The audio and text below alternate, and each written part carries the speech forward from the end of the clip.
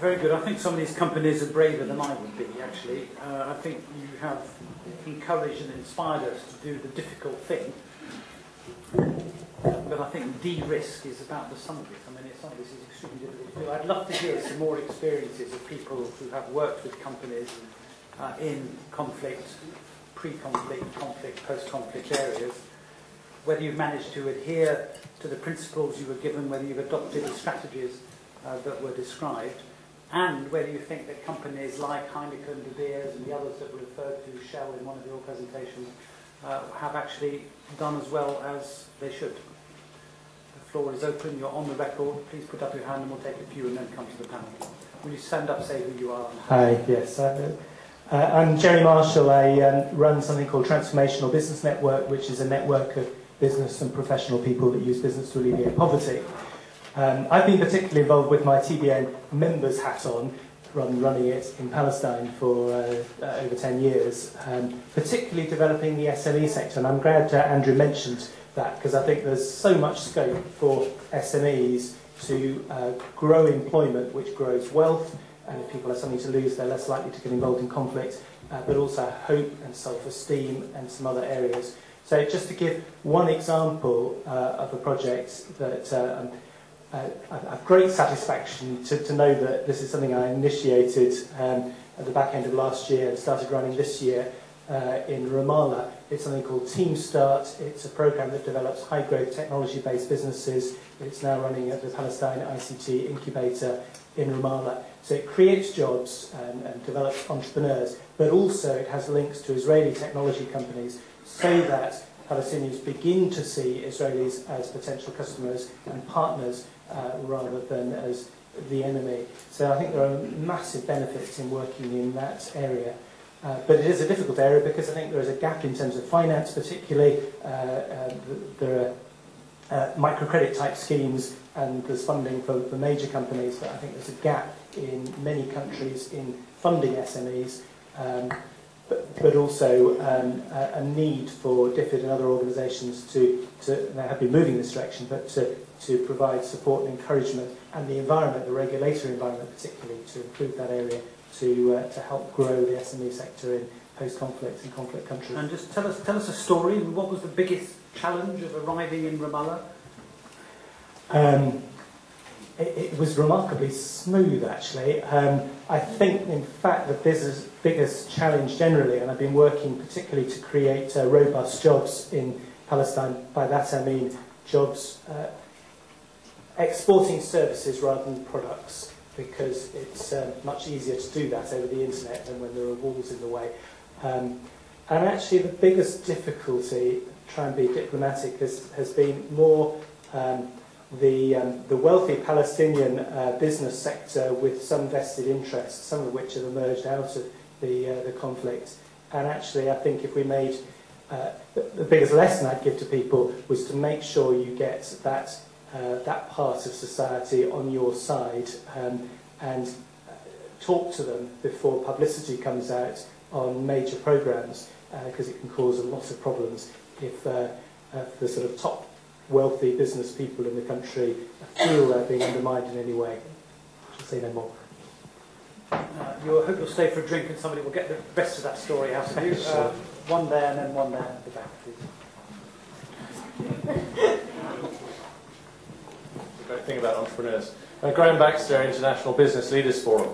Lisa, I was delighted to see that the frameworks that were done in the piece of work that promising young researcher Jane Nelson in 2000 with International Alert, the Business of Peace, which is at the back, still live in your framework. I was really pleased to see that.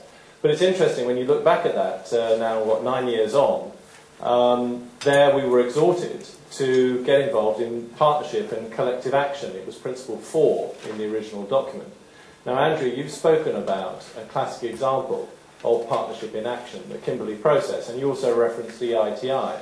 It's interesting that both of those are on the global policy level, where companies, civil society, and governments do appear to be able to get together and to get to grips with these problems.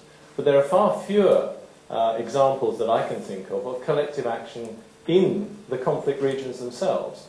Typically what seems to happen is companies do great things by themselves, and indeed perhaps using Lisa's technology, assess the risk and take actions themselves. But to stimulate collective action amongst companies in those countries is proving to be much more difficult. An example, a short story in Sudan, where led by Shell and also by Coca-Cola, collective action has resulted in the formation of a business network there. Yet to actually deliver very much in terms of actual output, but at least they've managed to get together. So credit to them in a very difficult, sadly not post-conflict region. But there are so few examples. And my question, therefore, is why is that? And what can be done to make more collective action together to deal with these very great risks and these very serious problems in the countries where it matters? Very interesting. We'll take a couple more and then come back to the panel at the back there. Hi, I'm Sonia Maldor from CAFOD. I've got a question for the panel. Really just wondering whether you think voluntary initiatives are enough. I noted, Diana, that you talked about sort of beyond compliance, the steps that companies can take to mitigate risks. But I just wonder, if I look at some of the voluntary initiatives out there, so EITI, for example, there's really a long way to go. Only one country has actually been through the validation process. There's 20 or so up for validation in March. Who's been through it? Azerbaijan. And it's unlikely that most of those countries are not going to make it. So a handful will. And other initiatives like the voluntary principles are just that, voluntary. So it's really kind of difficult to monitor compliance. And I'm just wondering whether you think there are other measures that governments can take to ensure that the negative impacts are mitigated and the positive impacts of businesses are enhanced when working in complex environments. I mean, just let me draw you out. You would like to see compulsory regulation? Well, no, if we look at EITI, for example, I think there are steps that say the British government could take to ensure a mandatory requirement for reporting. So whether that's via stock exchange listing requirements or changes to international accounting standards. So it kind of levels the playing field as well for companies. And, I think that's something that businesses would welcome as well. Very interesting. And we had Caroline, if you had your hand up. Thanks, Caroline Ashley. Lisa, your very interesting presentation had lots of implications for businesses. I have a feeling it had implications for donors as well. Donors are certainly trying to invest more in post-conflict, fragile countries. I don't think DFID's alone in that, although clearly strong. You mentioned donors briefly under one bullet point on the upside. I wanted to ask you two things. One, is big donor investment always an upside for business? I mean, obviously donors are focusing on the peace and security and stability. Is that always positive for business, or is there a kind of trade-off there in how donors operate? And would you like to flag up for us some of the main implications for how donors should operate to help stimulate a positive business environment in this kind of context? Thanks. Very good. Set of very different but equally interesting questions. Pick at random which one you would like to answer, really. Why don't we start with you, Diana?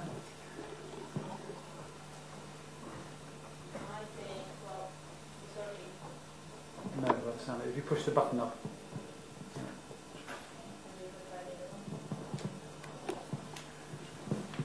Well, I'm definitely going to relate to two of them because Graham was asking for local initiatives and I put up a few global initiatives, and it's true. Most of these work really well on a global level.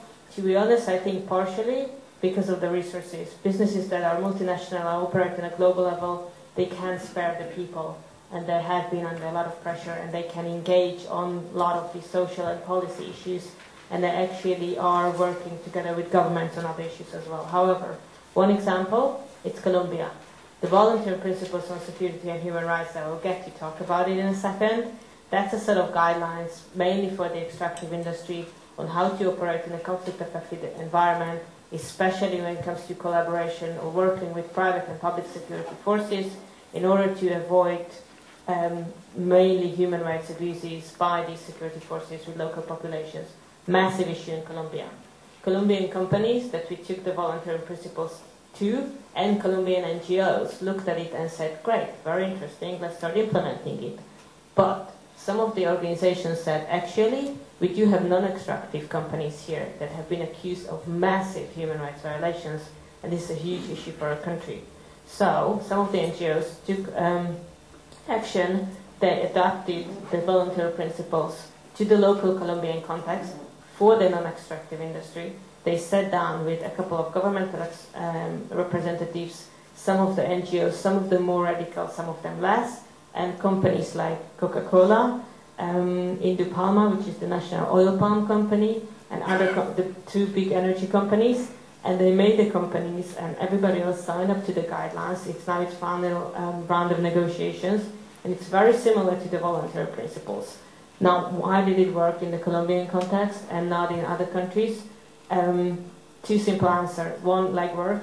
We were actually in Colombia, and my colleague was working a lot in promoting the voluntary principles locally, so people actually get to know about it too.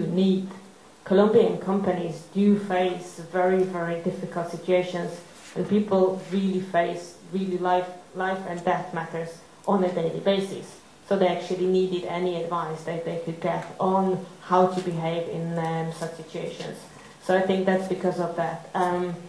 I completely agree that there is need for these local and national initiatives to start. I know that there's going to be something in Indonesia starting very soon, but I think it's partially it is a supply and demand. I mean, where companies don't think that they're facing a big problem, they're going to be a little bit averse to any initiative that is going to be multi-stakeholder. And the other thing is governmental support. A company representative who's, I don't know, for instance, a pipeline or an installation is guarded by public security forces. A company representative has to go to the national government and speak to the Minister of Defense and tell them that they need to train the public security forces in human rights. That's a very difficult thing to do, and they need the support of their home government. Let's say it's a British company by the British government in order to do that. So I think, it's the usual answer: time and money, and people actually knowing about these things. Let's just on that question, let's just ask Lisa to come in on local chambers of commerce and local, and then we'll come back to you, Diane, on some of the other questions. And I think local business associations are a very important part of getting more visibility for the role of the private sector generally to their domestic policy makers is a very important part, and to the political classes, and also where donors are looking to participate and galvanize the private sector. But I think probably one of the most interesting examples that I've seen of private sector associations being able to make a difference is currently in Nepal, where business and investment is pretty much frozen because of the uncertainty about the political climate, because of the fear of the return to civil unrest. There is finally a coalition amongst a very fragmented group of private sector associations who are simply bored of inaction, and they're finally starting to talk to each other, are contributing to some form of brokering the peace, simply so they can nag government to get on and do something. So, as you were mentioning, but in a completely different sense, a very, very positive thing. Right, but just now then this Palestine case is kind of a bit of a challenge, because you've actually got a really strong business association which is on the other side, so to speak. I mean, you must have come across that in the work you've done in Sierra Leone or Nepal or anywhere else. And my experience of seeing private sector associations in these sorts of environments is that they're deeply fragmented. And the fracture lines can sometimes be entirely political. Some of them are simply, personality rifts. But in terms of intervening and supporting or working with them as an investor or as a company that's coming into the country, the political economy of business associations is absolutely right. And they can be as useful as they can be undermining. And how do you know, is the other question, right? Ask the same question to 50 people at least 3 times. Okay, now while you've got the mic, just on the limits of voluntarism, and then we'll come to the others. Who wants to speak on that? Go ahead. Okay. Sorry, the limits of voluntarism, but just on that, very quickly on the Palestinian case.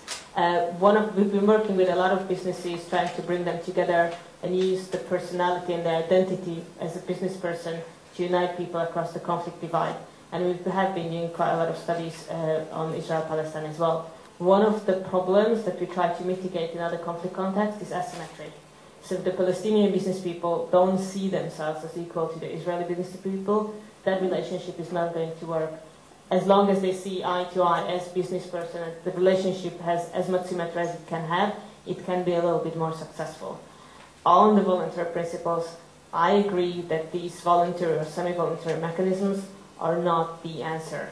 It's a good start, and norm creation is very, very good. But then again, implementing these takes a lot of time, a lot of legwork, and there's a lot of issues, and it needs a lot of money, and it really is like turning a tanker. Do we have some stakes against the companies? The civil society doesn't. Who does is the government and the investors. A couple of cases, the Sudan divestment campaign, huge issue there, and I think it worked quite successfully. There was a British company investing in India, Vedanta, whose shareholders were, among them there was a Norwegian pension fund. They decided to withdraw the money because the company was accused of human rights violations. Same thing with Drummond in Sarachon. The Danish energy company recently cancelled the contract because Drummond has been accused of improper practices and human rights violations. So these things are happening more and more and more. So I think there will never be a global regulatory framework regulating, or not, at least not in the next 100 years, regulating company conduct in conflict-affected areas. But there are quite a lot of initiatives, and there's a lot of awareness, and there's a lot of lawsuits recently coming up that basically raise all these red flags with companies thinking we have to be a little bit more rigorous in how do we comply and what do we do in conflict-affected areas. On that question of voluntarism, Andrew, would it help you if you were subject to law? Sometimes, yes. No, it's a good point to bring up, but I think probably the answer is it's a mixture of everything. Being a big profile company, we were able to go that bit further in demanding more regulation coming in. For example, we would have liked the whole Kimberley process system at the moment is a country that wants to be part of it has to put into legislation in its own country what's called the minimum standards of the requirements of the Kimberley process. We wanted to see that raised to a level of the United Nations and for it to be part of a resolution. That would have certainly helped us as a big company, but of course, there were the other smaller companies that might not have helped so much. So again, you're going to have, even in the business sector, you're going to have different needs, different agenda. So I think really you just got to keep a pragmatic view open to it.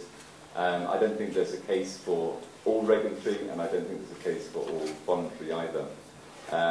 But also there are things that the private sector can do, and I hope that we are contributing, sort of building up the case on this.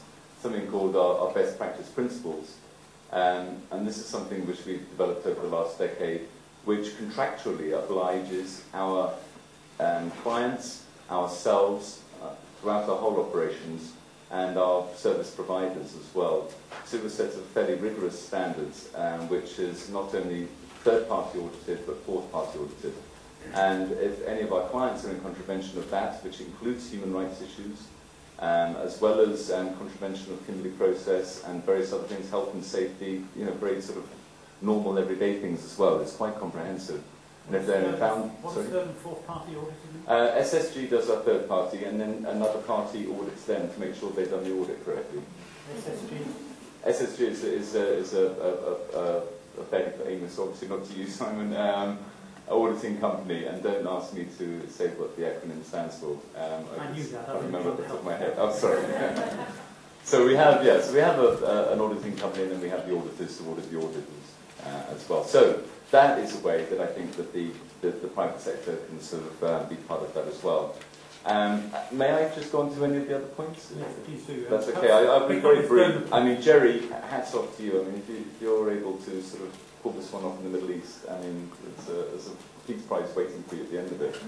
And I think these kind of initiatives are great. And again, the private sector, you deserve our support, the private sector's support, as well as those from other sectors as well.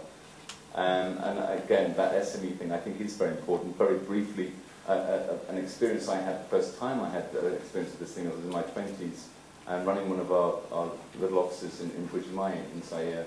We had to visit, for goodness knows why, I don't know why, it's just about the time Thatcher was going to fall, and that we had 4 British MPs come out. It's probably, apart from us, the first British people they'd seen there.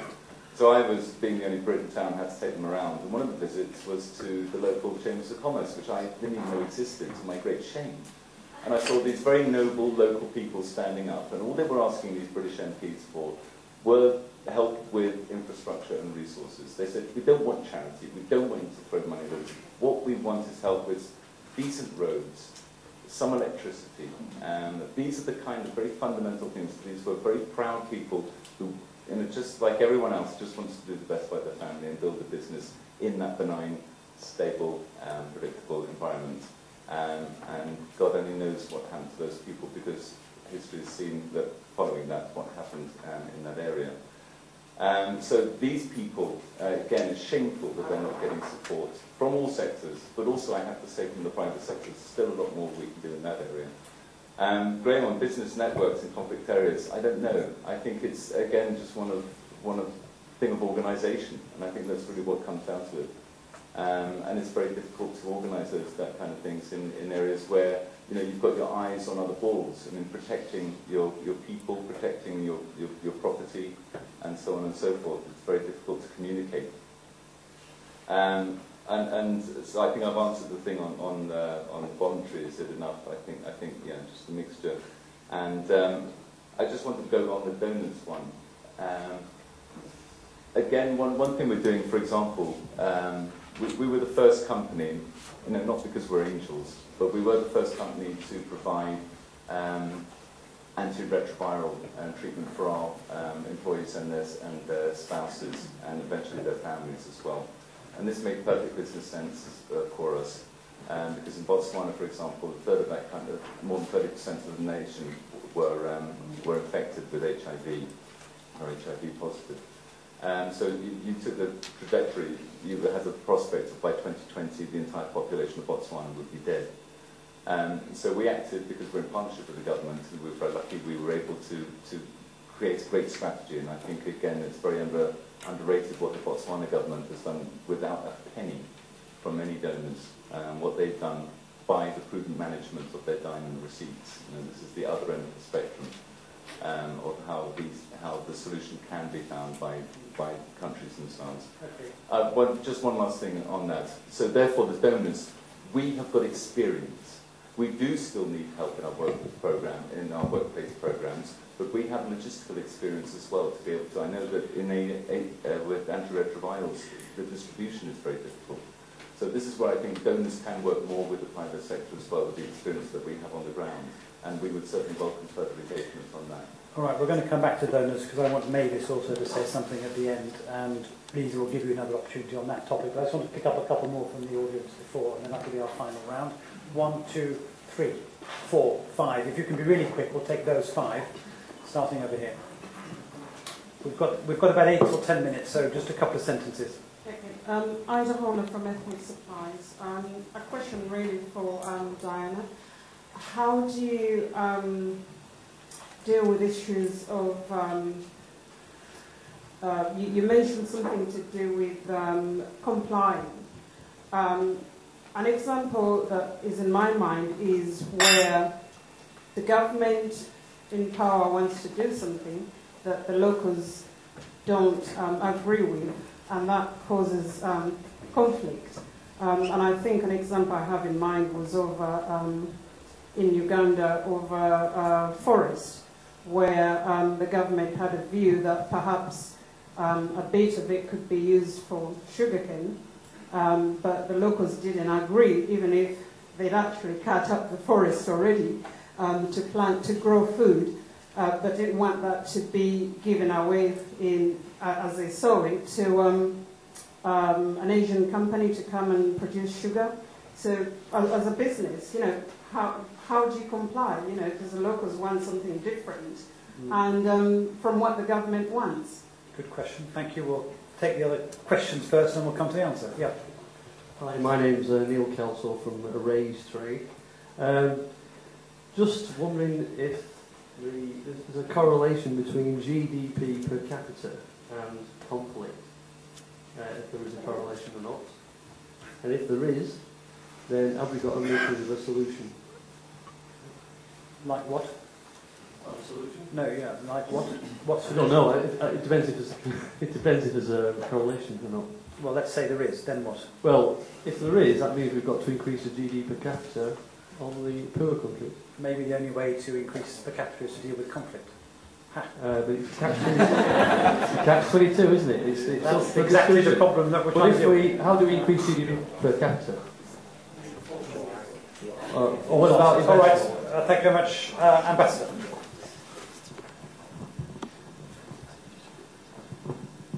Nowadays, Will you introduce yourself, please?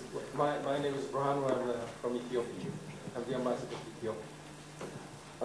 Nowadays, most of the companies that are investing in developing countries are from the emerging economies. Do you have any interaction with these companies in upholding the social responsibility? You are citing, for example, Danish companies, Norwegian companies. Or have you established or tried to establish a mechanism to deal with the companies coming from emerging economies?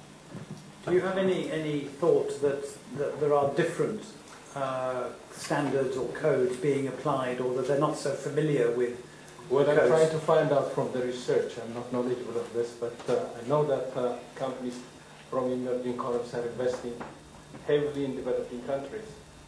Are they upholding this social responsibility? Do you have any interaction with these companies? Or do you have any plan to put in place a mechanism to engage them so that in the future they uphold the social responsibility that you are trying to propagate? Yeah, no, very good question. We had two more up there, one with a hand up at the back.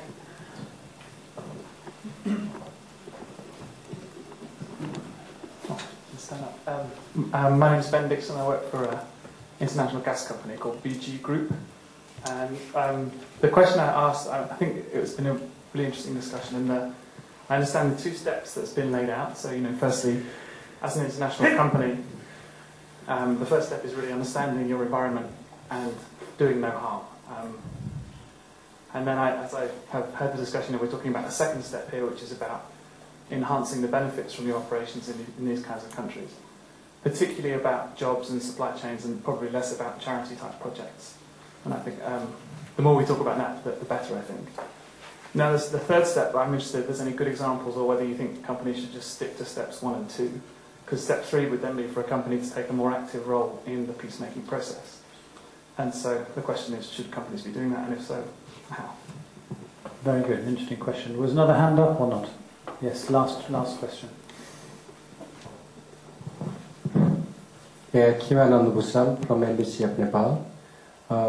It's not a question, but I would like to add some information regarding the paper presented by Lisa Curtic. Yeah, she has been talking about the business opportunities in Nepal, and she touched upon about the political process of Nepal.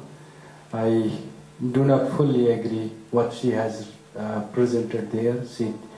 She portrayed that the country is again going to the conflict, but I would like to say that since the past 3 years, we have done so many things. Constituent Assembly election was held last year, and there are 601 members who have been working very hard to draft a new constitutions. Last year in May, Nepal declared a republic state. That the monarchy was abolished peacefully, and now we have a government, and the peace process is going on. So I think that we have a lot of opportunities there. But I also think it's important to take away that Lisa's message about Nepal was a very optimistic one, actually, that there are real opportunities in Nepal. So I think she's on your side, I think. And regarding this, she portrayed that all infrastructure register, it is not only these telephone towers, and from the countryside they were targeted by the insurgent groups at that time, and they have already reinstalled. And regarding the transportation, not a single any bridge are not demolished by these rebellions, and not a single tourist was targeted during the insurgency period last 10 years. Okay, thank you. Now, maybe there was a rumour that DFID published some sort of thing last week. I don't know whether you would like to say anything about it. Thank you very much, Simon. I'm sure everybody has seen our new white paper, and we have a few copies in the back. Richard has a few copies, and we couldn't get enough here for everybody, so if you don't get a copy, please go to the website. You'll find one. Today's presentation was very timely in terms of one of the key messages that the white paper is putting out, which is the importance of the nexus between economic growth, jobs, and conflict. And the important role that business has to play in helping us to address some of the challenges of conflict-affected countries generating employment opportunities. Work that we've done in the past demonstrates that in the immediate aftermath of peace, the two things that most people ask for, first is security, the next is jobs and economic opportunities. So we need to start thinking about how do we best add value to the challenge that governments are trying to tackle around jobs and economic opportunities. And we can't do it on our own. We can only do it with the private sector. So in the white paper, we commit to working in 5 countries to help generate economic opportunities for 7.5 million people. And it's a pronouncement, but DFID is not going to generate those jobs. So I think a lot of the points that have been made today around the importance of investment, the importance of working in partnership is quite crucial if we are going to achieve the target. We've had 3 key roles that the private sector can play in conflict-affected countries and post-conflict countries. We had a very good example on the peace-building process, and I'm a great believer that business has a role to play in the peace-building process. Businesses continue irrespective of conflict in most of the countries that we've gone into. And when we go in there to look at the peace-building process, we should not forget that critical partner. Lisa, you talked about the importance of donors helping to build the foundation for economic growth. Caroline, you're right, we have made mistakes. The same way that we are asking businesses to be conflict sensitive in their business decisions, donors need to start being market sensitive in their post-conflict choices, because that's the only way in which we're going to help government create the fundamental foundations for economic growth. So when we're talking about rebuilding, when we're talking about infrastructure development, it shouldn't be about funding a big business to go in there to build the roads or deal with power, etc. We should think about the market opportunities within that infrastructure development. How are we helping to build backward linkages within that infrastructure development? And how are we laying the foundation for small businesses to maintain it post that big rebuild? So we've got to learn to be a lot more market sensitive, and we haven't been, but we are committed to it, and it's not just DFID. There's a group of donors that are doing a lot of work on it, and I have a colleague back there, Sarah, who is working with a group of donors on how to make conflict assessment tools more market sensitive, and how to help think through how our initial initiatives around post-conflict state building is actually laying the foundations for jobs rather than undermining it, which we have seen that we have done in the past in some countries. Thanks. And the amazing fact from the white paper is that DFID already spends more than half its bilateral aid in fragile states, and that share is going to be at least maintained and I think go up, it says in the white paper. Yes, it's currently 52%, and that excludes humanitarian, and it's going to go up. And at the moment, we're working in a number of conflict states. We're working in Afghanistan, we're working in Nepal, post-conflict, we're working in Pakistan, we're working in Iraq, we're working in Palestine, and in all those countries, we're working with the private sector around it. What's interesting is that there isn't in the white paper a list of these fragile states, and that's a closely guarded secret, I think. I'm going to go along the panel in reverse order to your original interventions and ask you just to give a couple of minutes each to pick up any big points that you have taken from this last round of questions. So Andrew, we'll start with you. think the first three were best answered by Dan and Lisa, but I just want to pick up on Ben's point from BG Group there. The third step we can go through. I think what's coming, and certainly what we have seen as a business, what is in our interests, as well as the interests of the wider community in which we operate, is something called beneficiation. And last year we presided over one of the biggest shifts of skills and expertise from Europe to Africa by developing all our sorting, valuing, and sales operations down in Gaborone. Topped off with the investments, something like nearly $100 million on the complex there to be able to house it all. What it acts is a flywheel. You draw it in then auxiliary industries. The beneficiation then spreads further than that. And I think that there is something coming in the extractive industries. I think governments, you can call it resource nationalisation if you like, but I think governments, especially those current governments that are producing natural resources, have come to the end of their patience with seeing them flying out of the country and no value added to them before they go out. So what we provide in partnership with the government are those facilities where value can be added to the diamonds through polishing and etc. Before they're exported. So I think that's the probably the next step, the third step if you like. But you're quite right as well. Do no harm, engage, and I would say go further than engagement. You've actually got to become part of that community, not just engage with it. Did De Beers help to broker the peace in Angola? No. Should you have done? We weren't a big enough player, Simon. As I say, we were just a small-time operation. We were in partnership with the government, but it was something that was very difficult for us.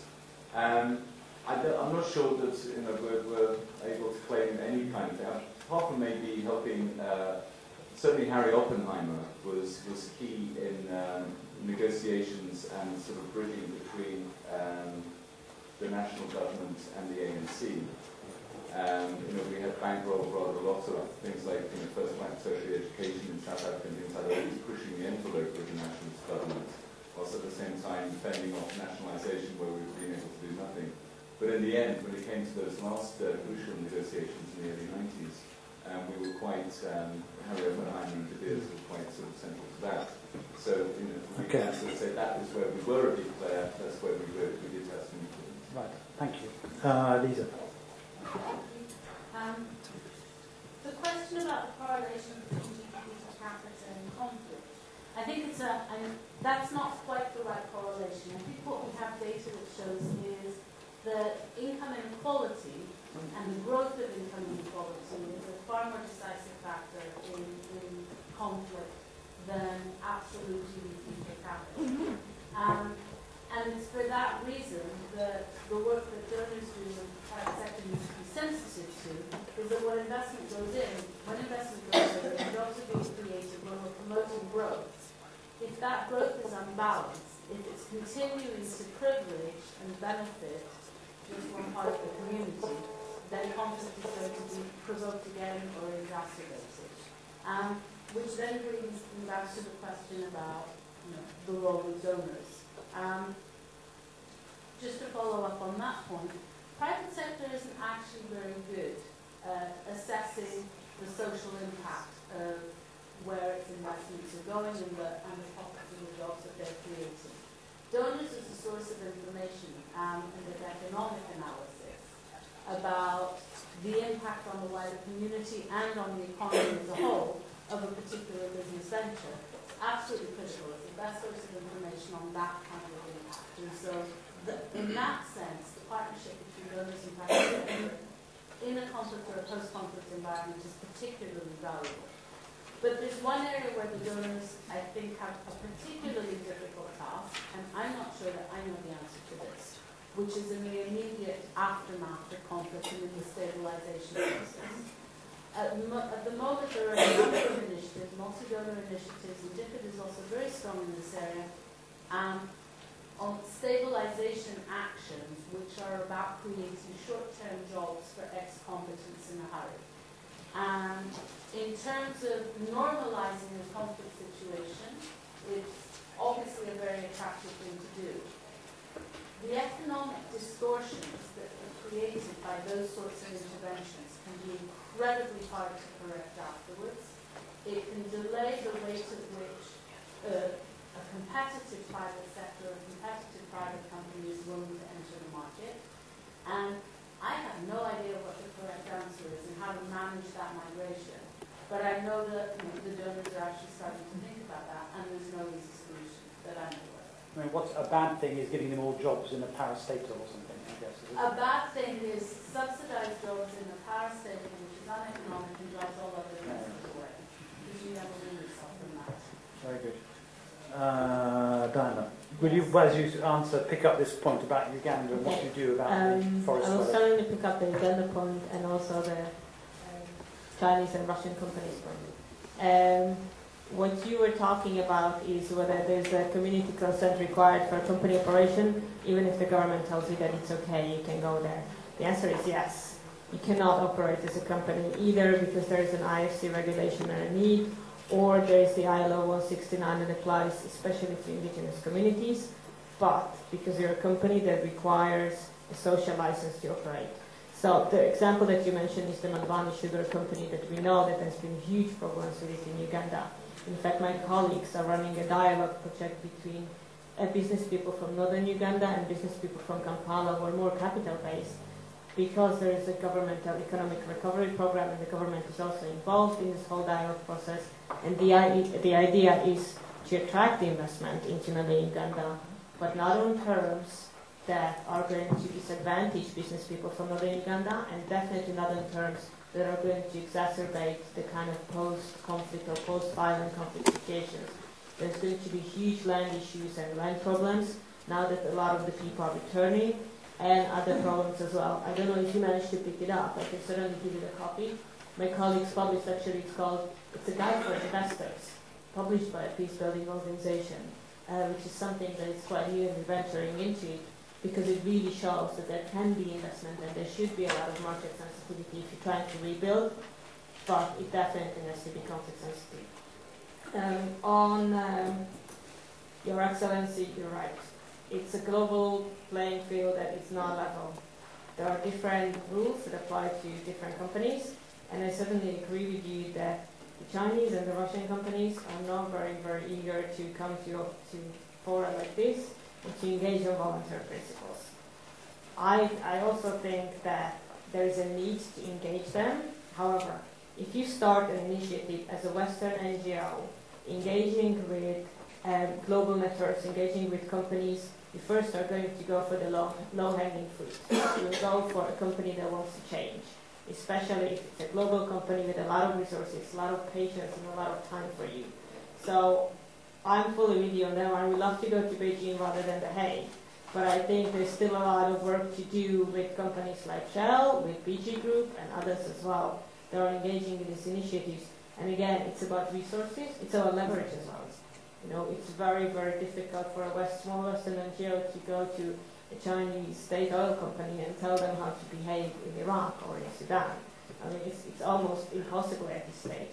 We're hoping that with other international human rights NGOs who are going to be generating a lot of noise, positive noise in this case, about Chinese companies and Russian companies contacting conflict-affected areas, this situation is going to change. But for now, the best we can do is translate some of our guidance books into Chinese and Russian and maybe disseminate them, but I don't see any immediate progress on this. But of course, this is what you want Gordon Brown to be discussing, or Dickett to be doing when they go and have meetings with Chinese leaders. But it's also interesting that all the conversations we've had in the other meetings in this series have been about stressing the benefits to companies of behaving in a different way. It's good for your staff, it's good for morale, it's good for business, it lowers costs. So in the end, these other Chinese and people might discover that actually it's in their interest to behave differently. Oh yeah, and we definitely keep making the business case for companies to behave in a conflict-sensitive manner. Very good. Listen, we're going to have to stop. I learned, among other things, the name of one of the big accountancy companies. Thank you very much. But I've learned many other things as well, and I think this has been another extremely high-powered and interesting meeting in this series. I'm going to ask you to thank the speakers in a second, but let me just say we now have a summer break. We reconvene at a date I don't have in front of me, but is on September. I do have it in front of me. September the 15th. Business, Power and Politics: Creating Competitive Markets for Business and Development. Do contribute to the blog and the other things that we have on the web for this series. Thanks all for coming. Join us for a drink, but join me first and thank you.